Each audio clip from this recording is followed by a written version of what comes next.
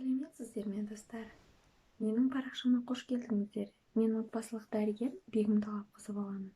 Бүгін сіздермен физиологиялық жаңа туған нәрестенің сарғаю туралы әңгіме қозғаймыз. Жалпы бала неге сарғаяды? Баланың жаңа туған нәрестенің физиологиялық сарғаю дегеніміз, яғни бала туылғаннан кейін негізі 3-ші күннен кейін басталады. Ол физиологиялық сарғаю не үшін болады? Неге бала сарғаяды? Кейде мысалы перзентханада жатқан жас анамен немесе басқа да өз достарыңызбен мысалы сөйлескенде естіп жатасыздар да, балама желтуха деп қойды деп айтып жатады да, естіген боларсыз. Көбісі мысалы ойлайды неге деп, сосын перзентханада артық уақыт ана жатқысы келмейді. Бірінші себебі шаршайды да, үйіне барғысы келіп тұр. Екінші себебі ойлайды, ол көбінесе естіп жатамыз ғой, онда тұрған не бар деген секілді ойлар болады. Енді онда тұрған ештеңе жоқ. Мен сіздерге физиологиялық сарғаюды қазір түсіндіріп өтемін. Физиологиялық сарғаю дегеніміз ол бала терісінің және шырышты қабаттарының сарғаю болып табылады. Ол жалпы адам баласында физиологиялық жағдайда және патологиялық жағдайда кездесуі мүмкін. Физиологиялық жағдайда жаңағыдай жаңа туған нәрестеде кездеседі, ал патологиялық жағдайда әртүрлі бауыр ауруларында, өт жолдарының ауруларында, қатерлі ісік кездерінде кездеседі. Физиологиялық сарғаю ол қанның құрамындағы эритроциттердің өлуінен, эритроциттердің өліп ыдырауынан билирубин түзіледі.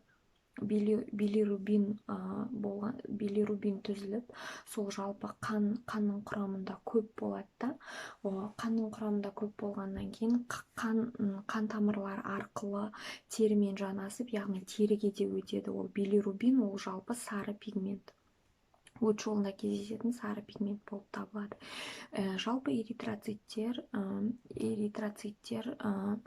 белгілі бір уақытта өліп, сосын сүйек кемігінде жаңадан эритроциттер пайда болып отырады. Ал жаңа туған нәрестеде бірінші кезде ол бала, жаңа туған нәресте ана құрсағының ішінде ананың қаны арқылы өзінің қорегін бәрін ананың қаны арқылы алып отырады. Ал бала осы әлемге келгеннен соң баланың өзінің сүйек кемігінде, яғни сүйектің ішінде кемік бар ғой, сол жерде әртүрлі қан клеткалары жасап шығарыла бастайды. Баланың өзінің жеке өзінің жасшалары жасап шығарыла бастайды. Сол жасшалар баланың өзінің жасшалары, эритроциттері істеп шығарылады. Мына жақта жаңағы бұрынғы болған эритроциттер ыдырай бастайды үлкен мөлшерде ыдырай бастағанда қанның құрамында жаңағы эритроцит ыдырап бөлінеді. Соның ішінде гемоглобин ыдырап бөлініп, сол гемоглобиннің құрамынан жалпы эритроцитке түс беретін пигмент билирубин шығады. Билирубин өте улы пигмент болып табылады. Яғни ол баланың ағзасында, жаңа туған нәрестенің ағзасында өте көп мөлшерде болатын болса, қан тамыр арқылы миға өтіп, мидың жасшаларының өлуіне алып келеді. Яғни ол баланың денсаулығына өте үлкен зиян алып келуі мүмкін. Сондықтан егер сізге айтып жатса дәрігер, сізге қалып емделіңіз деп айтып жатса, қалып емделіңіз. Яғни ол физиологиялық сарғаю, ешқандай уайымдамаңыз. Уақытылы дұрыс емдейтін болса, ол негізі 3-4 аптада өтіп кетеді. Ешқандай қатты уайымдаудың керегі жоқ. Дәрігер берген, сізге берген, яғни өзінің консультациясын беріп тағайындаған емін алатын болсаңыз, ол дем де өтіп кетеді. Негізі физиологиялық сарғаюдың өзінің деңгейін, яғни билирубин, ол мәселен бәрі билирубинге келіп тіреп тұр. Оны қалай анықтайды, қауіпті ме, қауіпті емес пе? Бұрынғы уақытта билирубинді кішкене жаңа туған нәрестеден қан алу арқылы анықтайтын болған.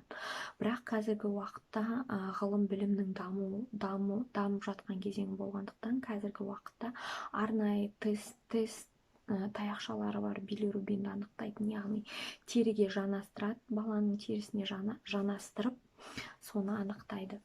Яғни жаңа туған нәрестені қарайтын дәрігерді неонатолог деп атаймыз. Неонатолог дәрігер баланың терісіне, баланың состояниясы, яғни баланың жағдайына, бала дұрыс еміп жатыр ма, салмақ қосып жатыр ма, соған байланысты баланың ауырлық жағдайын қарайды. Оны емдейді, яғни арнайы фотолампамен емдейді. Фотолампа ол арнайы ұзындықта фото толқындары бар лампа, ол арнайы именно баланың сарғаюын емдеуге арналған. Ешқандай қорықпаңыз, ол ешқандай кварц емес, арнайы емге арналған фотолампа. Сол фотолампа арқылы оны емдейді. Және тағы айтып өтетін жайт, баланы, яғни сізге негізі қалыпты кезде перзентханада бәрі, баланың денсаулығы бәрі дұрыс, жақсы болып тұрса, 3 күн жатады да выписывать етеді перзентханадан. Ал егер сізге жату керек болса, баланы емдеу керек болса, негізі жатып емделгеніңіз дұрыс.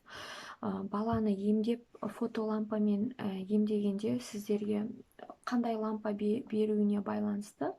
Мысалы, қазіргі таңда мынадай үлкен лампа бар, сізге коляска береді, колясканың ішіне бәрін одеялды төсеп, жауып, жаялықтарды жауып қоясыз. Сосын лампа береді. Лампаны үлкен былай простынямен жауып, баланы қоясыз. Бала денесінде тек памперспен бірге жатады, денесінде ешқандай киім болмау керек, мына билирубинді ыдыратып. Жаңағы фотолампа өз сәулесімен баланың терісіне жанасқан кезде жаңағы билирубин ыдырап бауырға түседі. Бауыр ол жаңағы улы, токсин, бүкіл заттарды қауіпсіз билирубинге айналдырады. Қауіпсіз билирубинге айналдырып, өт жолына лақтырады. Өт жолында ол тұрып, сосын ішек жолына лақтырылып, ішекте нәжіспен бірге шығады. Ең тиімдісі, бала қаншалықты үлкен дәретке көп барса, соншалықты тез жазылады. Сондықтан омыраумен емізіп, жиі емізіп тұрғаныңыз өте. Баланы, яғни сұрау бойынша, баланы жиі емізіп тұрсаңыз, бала жиі үлкен дәретке барады. Үлкен дәреті арқылы, жаңағы айттым ғой, билирубин ішекке лақтырылады деп, үлкен дәреті арқылы билирубин сыртқа шығып отырады. Сондықтан дәрігер сіздерге қағаз береді, қанша рет кіші дәретке шықты, қанша рет үлкен дәретке шықты, соның бәрін сіз жазып отырасыз. Күнде таңертеңгі обходта неонатолог дәрігер сұрауы мүмкін, сол кезде қарайды. Мысалы, егер бала жиі дәретке шықпай, баланың емі нашарлап, баланың жағдайы нашарлап, қозғалысы нашарлайтын болса, дәрігер өзі емді қалай жалғастыратын ары қарай шешеді және өзінің рекомендацияларын береді. Осы бүгінге. Сау саламат болыңыздар. Менің парақшама тіркеліңіздер, лайк басуды ұмытпаңыздар және сақтап алыңыздар. Сау болыңыздар.